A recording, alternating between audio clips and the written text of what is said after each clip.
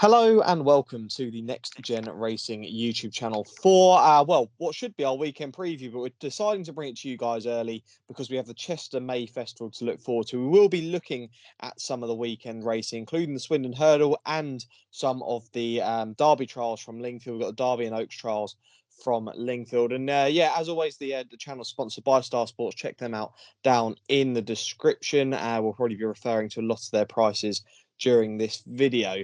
Before we get into the preview of Chester, Jack, I suppose we've got to look back on what was a fantastic weekend at Newmarket. I know that you were there to see the 2,000 guineas and Caribus win that, and James Doyle at the double. It was like London buses. He hadn't had one, and once one came along, another one that came along with it. And a fantastic lad in the weighing room. I know that you've had a couple of messages off him in the past. He's a proper gent, and an amazing story, really, Jack. Oh, 100%. I mean, it was just brilliant. I mean, that first interview, I had a lump in my throat watching that when he was very emotional. I mean, it kind of must be quite hard as the second man to William Buick for Godolphin, but goodness me, did he do it in good style. I mean, that ride on Cachet in the 1,000 guineas was quite simply sensational. I know a lot of people are saying Luxembourg's going to win the Derby already, but I mean, I think he's a bit too short of 5-2 personally. But look, it was brilliant to see Caribus do it. There was definitely a little bit of a draw bias, especially in the 2,000 guineas on the far side. I think, even though the stalls were in the centre, you saw that when Will Buick made all in on Cardem in the previous race. But look, James Doyle, it was his weekend, and it was brilliant to see him crowned in all his glory. Yeah, it was interesting to see a lot of the horses come out. I think the 2,000 was definitely better than the 1,000. I think we're going to look back on that 2,000 and say it was a really, really good race. Caribus now, I think, is short as around 8-11 for the St James's Palace at Royal Ascot. You mentioned Luxembourg there, 5-2. The horse is definitely going to go there. You say the horse is too short. I actually don't know. I think he's the right price. I don't fancy the horse, Jack, but I just think that potentially he's the right price. He just seems like he could be the one to beat in there. I was impressed with Aiden, who finished fourth. I know that I gave that one a big mention at a big price, but that horse there is only going to appreciate a step up in trip, and I'm sure the Derby will be on the mind for that horse there. And the 1,000 Cachet was very good. It was a bit of an interesting one because William Buick had actually ridden both of the winners of the Guineas. Like first time out, the previous run, had ridden both of these, and I was you kind of feel sorry for William Buick, but I think he was just as happy to see one of his best mates, James Doyle, get his big day, and the two big days that he had in the 2,000 and 1,000 guineas. So congratulations from myself and Jack James. A really fantastic performance. Right, let's get into the preview then and kick things off at Chester. And we start off with the Wednesday card. We'll look at two races on each day of the Chester May Festival. And the first race we look at is the 240 on the Wednesday. This is the Cheshire Oaks over 1.5 miles. So this is a listed race for 3-year-olds, and it's a great Oaks trial. This, I mean, obviously the fantastic Enable won this only a few years back, and Above the Curve is currently your 7-4 favourite with Star Sports. Hello Jamara is around 4-1. Night Battle 4-1. Thoughts of June is around 15-2. Morning Poem 9-1, and double figures bar these. We've probably got to start with the favourite here, Jack, Above the Curve. Now, she was mightily impressive, I thought, the last day and powered through the line. I think this step up in trips only going to suit. I actually think, I know that Tom Segal put this horse up and posted in the paper only this morning, but he mentioned Above the Curves, not a bad price at around 12-1. Well, I think he put up a bit bigger, but around 12-1 now for the Oaks itself at Epsom. I think she could be a really decent horse. And Joseph O'Brien obviously had a really good weekend. Actually, he had State of Rest winning over in France, winning the Prix Gannet, obviously the Cox Plate winner as well. And I think, State of Rest could be in for a good season, along with potentially Above the Curve. Now, what's interesting in here, Jack, is that Hello Jamara and Night Battle, we don't know a hell of a lot about these horses because they're both coming off runs on the all-weather. Above the Curve's definitely proven on the turf. I mean, she's the one to beat, isn't she? Yeah, 100%. I was very impressed with her last time out. I mean, the way Shane Cross travelled, I mean, you looked at the camera angles at change kind of around the home bend of Leopardstown, and she kind of breezed down the outside and took it up past Thoughts of June, who she reopposes today, in very, very good style. I mean, as I say, she travelled almost too good to be true. She looked very professional, and I think this slight step up in trip isn't going to be too much of a problem. 2-1, I don't think is the worst price in the world. As you said, Joseph O'Brien had a cracking weekend. I love Shane Cross as well. I think he's absolutely mustard on board. I'm happy to oppose Hello Jamara. I think she was a little bit green in parts at Kempton, but she did stick her neck out in good style and hit the line. I think the last 50 yards when the penny dropped, she looked like she could definitely improve. But I'm actually going to side with Night Battle of the three. She was on her toes to post on debut. She was slowly away. She pulled hard, but she showed an electric turn of foot without it looking like the penny actually dropped. She showed a glorious turn of foot. She finished at 117% finishing speed over a mile and two at Lingfield. This step up and trip, if there isn't an early pacemaker and they go at a good clip, she may slightly be found out, but she's related to Passion of Time, who won the Criterium de Saint Cloud and the Musadora, of course, over a mile 2 and a mile 3. She was third in the Vermeil over a mile 4, and then third in the Fillies and Mares Turf over in the Breeders' Cup over a mile 3, just beaten a length. So I don't think the step up and trip is going to be too much of an issue. They do kind of go at a cruel early doors and it turns into a sprint. I think she's going to win in really good style. If they go at a kind of a decent clip, I think she may be a little bit vulnerable, but she's 92 and hopefully she'll be able to take a big step forward. She cost just shy of £500,000 guineas, so hopefully she'll be able to show she's a decent prospect here. Yeah, Night Battle, obviously for the informed James Doyle. Now, what I will mention, Jack, and I think for a lot of our viewers, we might have new viewers coming on here for the flat season. You mentioned there the finishing speed. Now, I know you explained this last season because we had a comment asking for this, but for the new viewers, just explain what you mean by finishing speed. It's not really a term we hear a lot of, when it comes to the TV companies, they don't often mention this. So just to explain a little bit about this. So finishing speed, pretty much, if you have 100% finishing speed, it means they've kind of finished the last portion of the race consistently with the early portion of the race. But if you have a high finishing speed, something above 100%, it means they've kind of hit the line with plenty of conviction, and they may have gone slightly slower early doors. If they finish below 100%, it means they may have gone at a decent early clip early doors. So 117% finishing speed shows that they went a cruel early doors at Lingfield and sprinted home. So the higher the finishing speed, the quicker they finished. There we go. That's for any new viewers who don't know what Jack's talking about, because I know he does like to mention finishing speed during the flat season. I like Above the Curve. It's not a bet that I'm going to be having this week, and I think she's going to be very tough to beat. I think she's short enough and wouldn't be wanting to have a bet on Above the Curve, but I think potentially she could be a decent bet at the moment for the Oaks. Right, let's move on to the 3:10 now at Chester. This is the Chester Vase Stakes over a mile and a half. Again, a trial this for the Derby. It's a 3-year-olds only in this race. New London is your 2 to 5 favourite here. Changing of the Guard 4 to 1. Berkshire Rebel 14 to 1, along with Savvy Victory at the same price. So only the 4 runners in here, Jack, and it's an interesting one, this, because I think the last few winners, or in recent years, the Chester Vase, a lot of them have ended up going out to Australia, the likes of Sir Dragonet, I think US Navy Flag, and even Youth Spirit, who won last year's race, I think is actually running in a trial in Australia on Friday. So quite interesting that potentially, you could have a horse, especially the O'Brien one here, who could end up in Australia at some point in his career.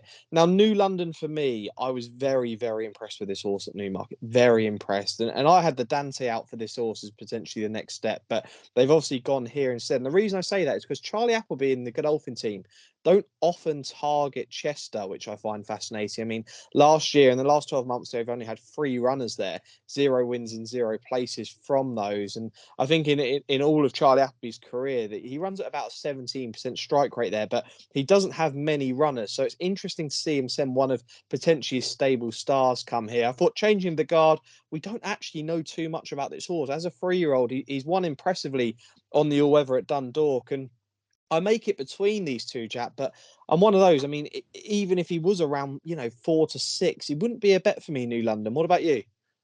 Yeah, I completely agree. Look, he was mightily impressive at Newmarket compared to, if you look at the kind of time point of view as well, it was a pretty decent time. I mean, he put the race to bed in great style, beating Aldous Huxley, who in himself is a very good performer. Look, Changing the Guard, I think he's just a bit too exposed compared to the others. I know it may help him in terms of experience, but you obviously have to respect Aidan O'Brien travelling over to Chester. But I think New London may just be too good. And of course, I think the Changing of the Guard last year to Godolphin, Charlie Appleby will probably be seen to good effect yet again. But I also think Savvy Victory needs to have a big mention. I know he's the outsider of the field, but for Sean Woods, but I think he may be a little bit overlooked somewhat. I thought he was quite impressive at Pontefract on soft ground over a mile and 2. He put the race to bed, albeit a mediocre field, in good style with a big, powerful stride.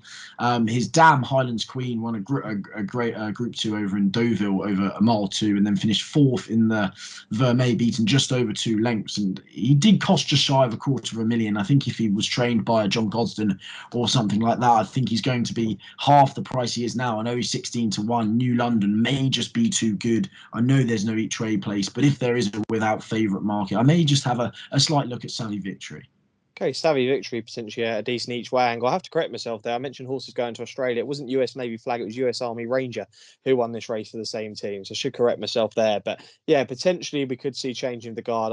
You wouldn't be surprised to see that horse in Australia following suit with some of these horses. Right, let's move on to the Thursday now. The 240 at Chester on Thursday is the Dee Stakes over 1.25 miles. This is a listed race, and Aidan O'Brien saddles the favourite in here. Star of India around 2-1 with Star Sports. Cresta around 7-2. Tom Marquand takes the ride there. Dubai Poet 9-2. Harrow 13-2. Sunny Liston is 7-1, and Mr. McCann is your outside the field at 17-2. It's quite an interesting race, this, because I think you could make a case for quite a few in here, including the outsider, Mr. McCann, for Hugo Palmer, who's got a new lease of life alongside Michael Owen.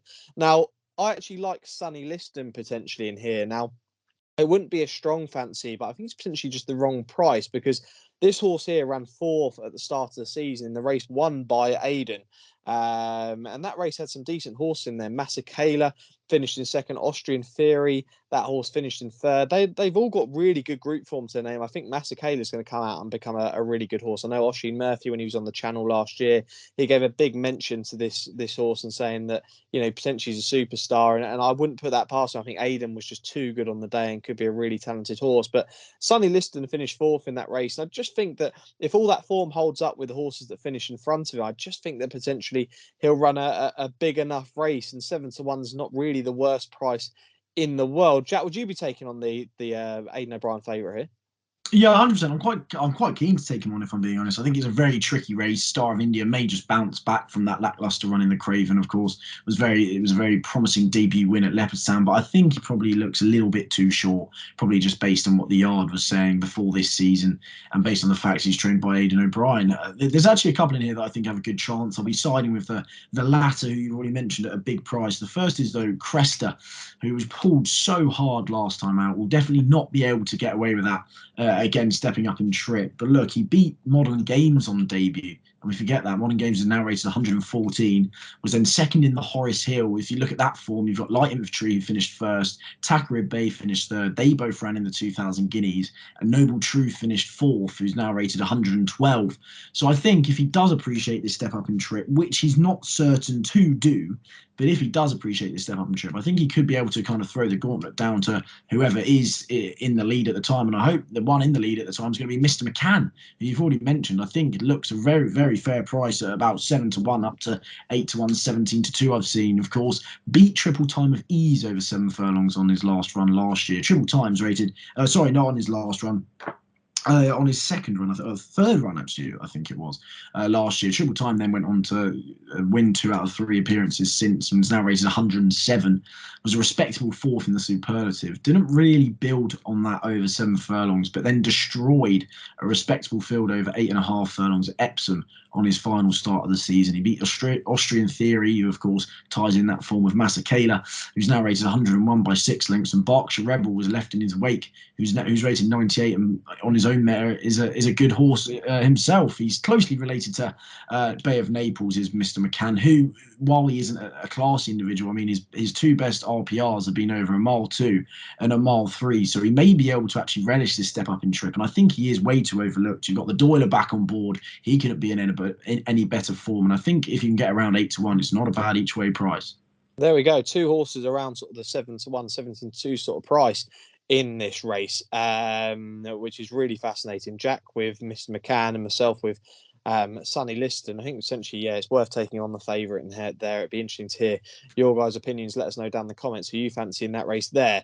Let's move on to the 3:10 at Chester on the Thursday. This is the Ormonde Stakes, over 1.75 miles, more for the stayers. This one here, obviously we've got the Chester Cup coming up on the Friday, but this here is a bit of a test of stamina. And Albaflora leads the market around 5-2. Believe in Love 9-2. Hamish is 6-1. Alunak 15-2. Thunderous is around 9-1, and double figures bar these in here. Oh, where do we start in this one? I mean, I'll start with my fancy because I actually really like one here, and that's Alunak for the Andrew Balding team. David Probert takes the ride, and the reason I quite fancy this horse is this horse has only had one try at this trip, and that was actually in the Ebor where the horse ran third and put in a really decent display. I wasn't shocked to see the horse put up that kind of display, stepped up in trip, and I'm surprised that this horse wasn't running over further, coming into the end of the season. But they're obviously going for it this season, potentially going to try this horse over staying trips. And this horse actually ran in a listed contest at Chester last season, finishing second. And Chester form can be key, obviously. Drawn fairly well in one. We haven't really talked about draw too much at Chester, Jack, but we all know it's key, and I'm sure sort of ITV and Sky Sports, they'll be covering sort of how the draw works at Chester and where it suits and how to get yourself in a good position. But David Probert, he's a jockey that's only getting better and better year on year. I really like this lad. I think Alunak has a right chance. I just can't fancy. I've never warmed to Thunderous after the Dante. I was shocked to see this horse really underperformed since the Dante. It's a bit of a shame because the Dante usually throws up some good winners, but Thunderous just hasn't been there for me. Believe in Love's a horse I've actually put up before and as one for me. That was a little while back, about 4 runs back. I think it was 4 or 5 runs back. Believe in what a Love one for me, and I think he's a fair horse. Alba Flora was probably very unlucky last season in a Group 1. It's just whether Chester is really going to suit this horse. But Jack, do you have one at Price Hill? Or would you be with the favourite? I do have one at a price. Yeah, it's the early flat season, Sam, and it's at Chester, so of course I have one at a price. But look, I think Albafor is the one to beat, as you said. She was second to Ashada in the fillies and mares on Champions Day, giving her £6 as well. She then gets the mares allowance here. She romped home on seasonal reappearance last year. I don't think she'll need the run whatsoever. I think she is the one to beat, and I don't think 5-2 is a bad price as such. Believe in Love is just very inconsistent. I think the good ground's going to help. Of course, won over a mile 6, I think it was, in a Group 3 at Leopardstown last year. So again, she is respected. I'd prefer Albafor of the two. But for me, it's early flat season. We see a few shocks, and I'll be going for the Brian Meehan trade, Mandoob, at 10-1. Now, of course, he was extremely impressive on his first 2 starts at Lingfield and Haydock as a 3-year-old. Then ran a career best behind Yabir in the Bahrain Trophy. Yabir, yes, he was turned over on seasonal reappearance this year, but look, he's a top quality middle distance horse who's rated 120. He then also on that occasion finished 3 lengths clear of your beloved Dancing King, Sam. Of course, Dancing King went on to win the Group 3 March Stakes at Goodwood. He was slowly away at Ascot over a mile 6 behind the subsequent Group 1 winner Scope. He was left in his wake that day, but he only has the 4 runs under his belt. He's the most unexposed runner in the field. Brian Meehan has a 23% strike rate at Chester and a 46% place rate in the last 5 seasons. So he kind of goes a little bit under the radar at Chester. The slight worry is he's had a first-time wind-up, but I think Brian Meehan knows how to use his wind-ups. I was trying to find out the stats for the first-time wind-ups. Couldn't quite get them up in time, but look, on his first out, and he's a 4-year-old. He's the most unexposed in the field, and hopefully he'll be able to take a step forward at a double-figure price.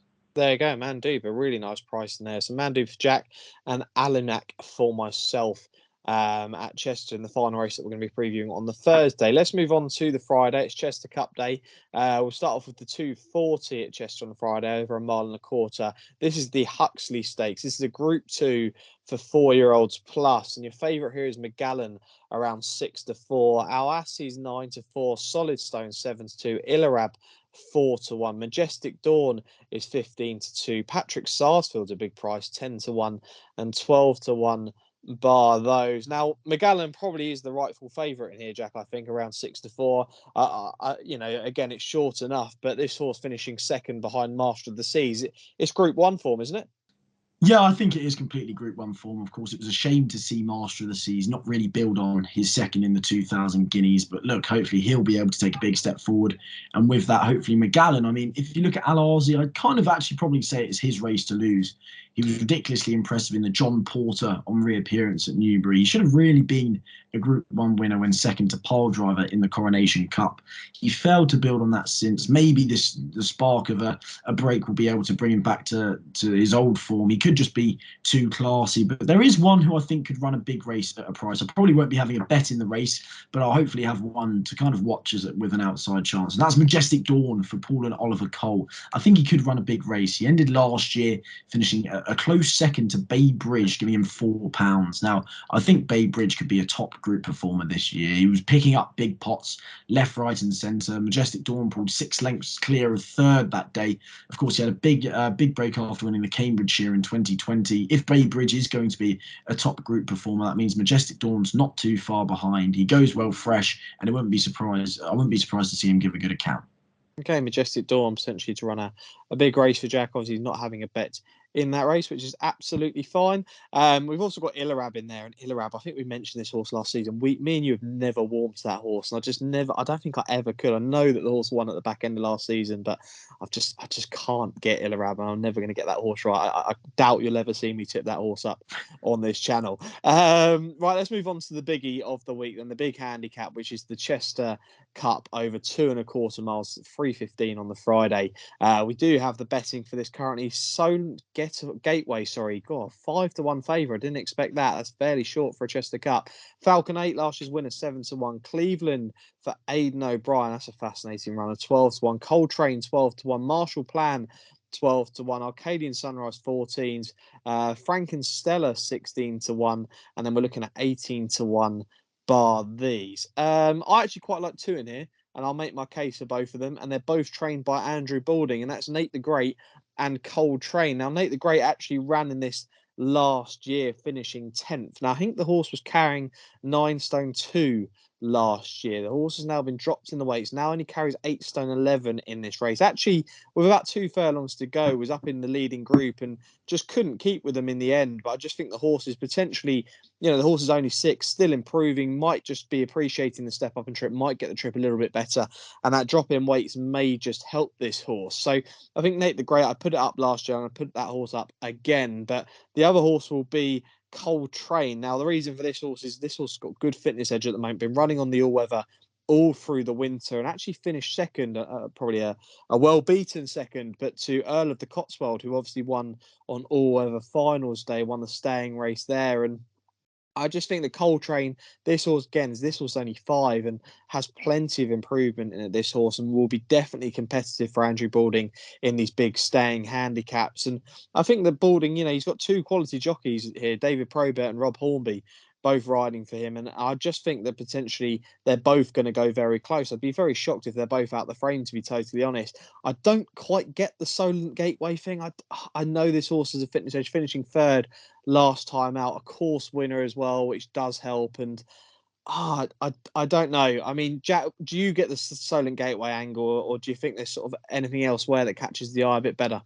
No, I don't really get the angle whatsoever. I mean, the Chester Cup, a 2 mile, 2 furlong handicap on the flat is kind of my idea of hell when I think about it. I mean, I don't really like bumpers and I don't really like this big handicap. I usually just try and stick with Ian Williams in the Chester Cup and good old Marwan Kukash as well. But I mean, he had second last year with the Grand Vizier, won it with Magic Circle in 2018, and I think we're going to go for the same connections again.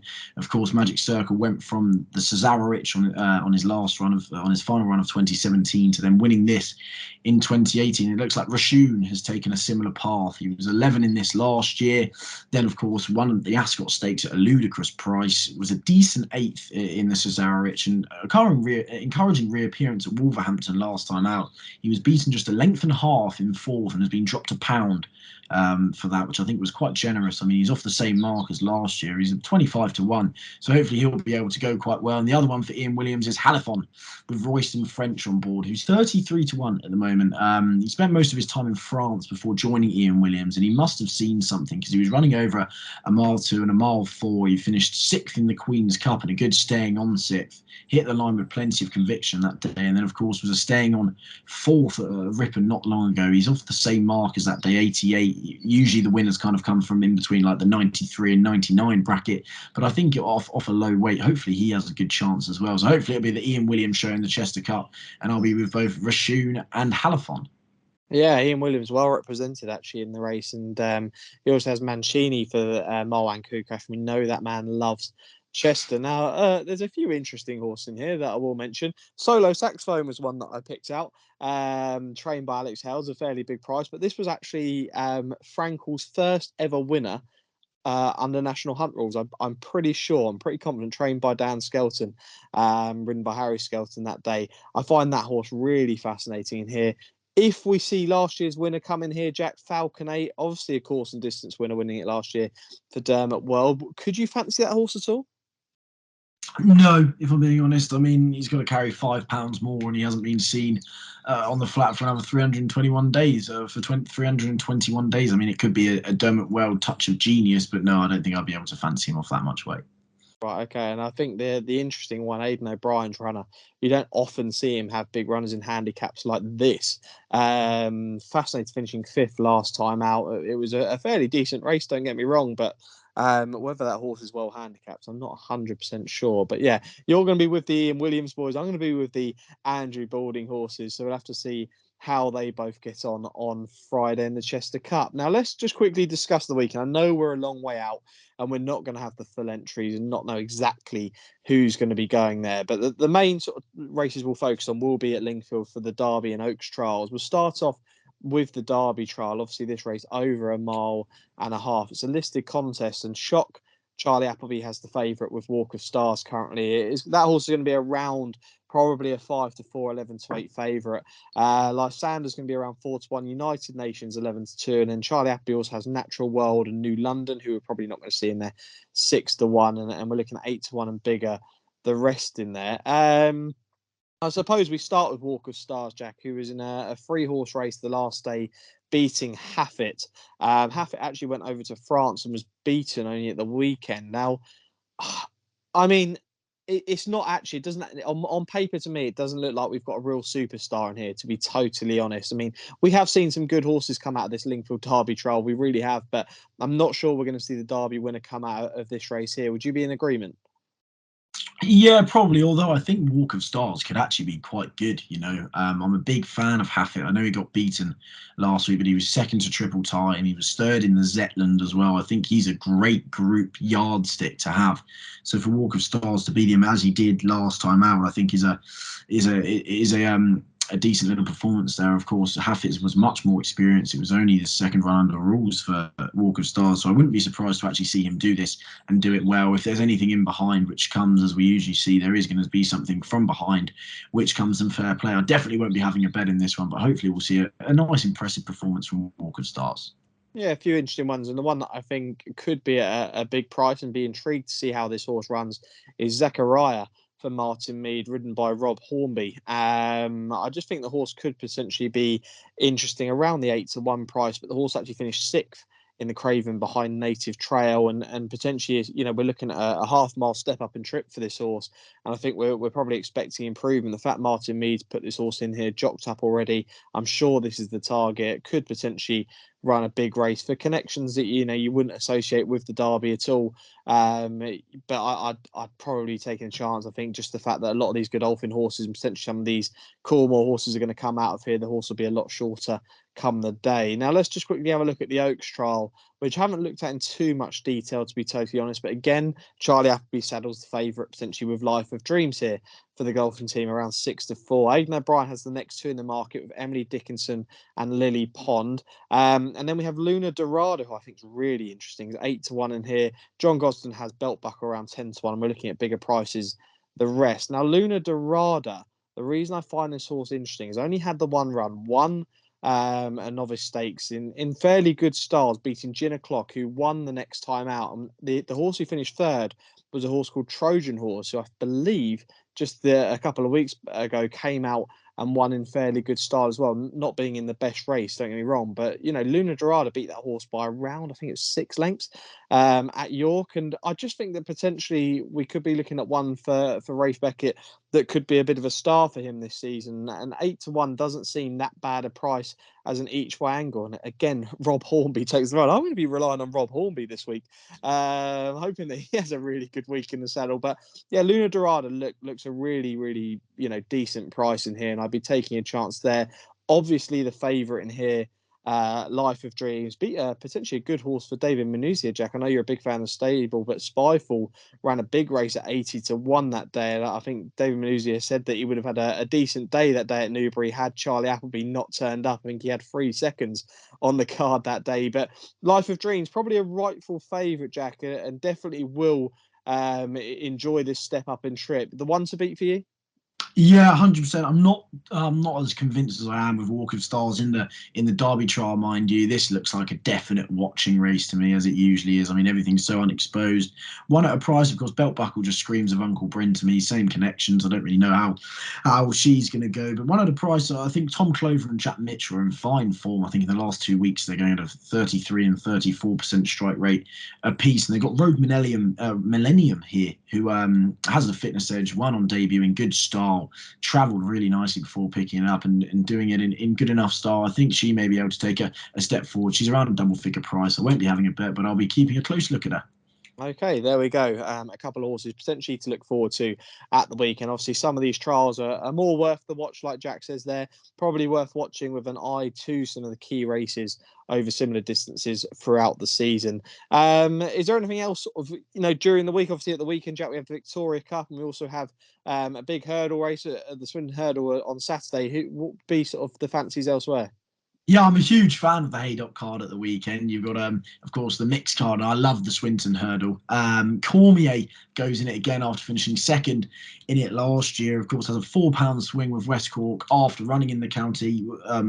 Won at Cheltenham in January, then went and won the Moor Battle off quite a tough way. I think he's as versatile as anything. I'm looking forward to seeing him on the flat this year. I think he's still well handicapped on the flat. He was staying on 7th in the county just before the last. He was a little bit tight for room, but managed to kind of stay on there. Hopefully he'll be able to give a good account and hopefully turn over West Cork at around 9-1. There we go. Potential price over hurdles for Jack. It'll probably be the last time that we are talking about hurdle races. Will be this weekend, and then we're really fully focused on the flat moving forward. Now let's get the next best and that for the weekend. I'll start off with my next best, Jack, and I'm going to go with Alunak at around 15-2 in the Ormonde Stakes on the Thursday at 3:10. I think that horse has got a fantastic chance. Like I say, finishing second in a listed race at Chester and back up to this trip, I think is absolutely fascinating. Who's your next best, Jack? I was erring on the side of Mr. McCann in the Dee Stakes, but I'm going to take you on in the Ormonde Stakes. It's going to be Mandoob at 10-1. I think a double figure price could be slightly too large for the 4-year-old. Okay, fair enough. No, that's absolutely fine. You can take me on all you want. And I'm going to go as my nap, and this is bold, but I think Nate the Great is going to run a massive race at around 16-1 on Friday in the Chester Cup. Will be my each way nap of the week. Although I'm not in finest form at the moment, Jack. I'm sure it's going to come, but I need to kind of find some form at this moment in time. You're the man that seems to be pulling out the winners, obviously, at the weekend. You had Dream Loper and Cardem 12-1 and 5-1, some decent prices there. Who's the nap this week? The nap is going to come over hurdles. It's going to be Cormier in the Swinton. One last hurrah in the National Hunt Sphere. Hopefully Cormier at 9-1 each way. I think we'll run a big race in the Swinton and hopefully go one better than last year. Oh, you've tipped up a race, a National Hunt race of I'm all sorry. races. I'm so sorry. I just had to do it. Me and Brian Madness. Ellison have this connection, We have this connection, Sam. It's fine. Look, you can do that. Well, that's it for this week. We're going to be back with you guys next week. Obviously, like I say, we won't have a weekend preview this week, and we've kind of covered the whole week for you. And hopefully, we've got the rough entries right for this weekend on Saturday with the Lingfield races. But we are looking forward to that. I'm sure that we might actually. I'm pretty sure, Jack. We haven't discussed this, but I think we'll do like a Derby trial review show. Potentially, would be quite good to see kind of who were the key sort of highlights from some of these Derby and Oaks trials, because we've seen plenty of them so far, and we're seeing a lot of horses come out, and obviously who could potentially take on Luxembourg as a 5-2 favourite. You said the horse is potentially too short at the moment, so we'll be intrigued in a couple of weeks' time to see who you're going to be taking that horse on with. But yeah, we'll be back next weekend. I think next weekend we've got what have we got next week? We're at Newbury next weekend, are we? Yeah, the Lockinge next weekend. We've got Lockinge next weekend. Yeah, I'm mentioning the Lockinge actually. I'll just quickly mention because I'm sure the Revenant's going to come over from France to run in the Lockinge. Now, it is in fact my birthday on Monday this week, Monday the 9th of May. And one of my favourites, and a horse that I put up on the horses to note video that we've done, was Sabila Spain. She's going to be running this Sunday in the Prix de Muguet at Saint-Cloud. I think she's got a fantastic chance this weekend. Now, I mentioned in that video that the horse had a Queen Anne entry, and that was what was mentioned when I was speaking to them. But the horse actually has a Duke of Cambridge entry as well, which is for the fillies and mares over a mile. That will be interesting. But the plan is if she runs well in the Prix Muguet, that she could come over to Royal Ascot, and I will be there if she runs. But it could be a bit of a birthday treat, and Sabila Spain could go well at Saint-Cloud on Sunday. So looking forward to that. But as always, thanks very much for watching. Do subscribe to the channel if you haven't already. Check Star Sports out down in the description, and we will see you next week for the lock.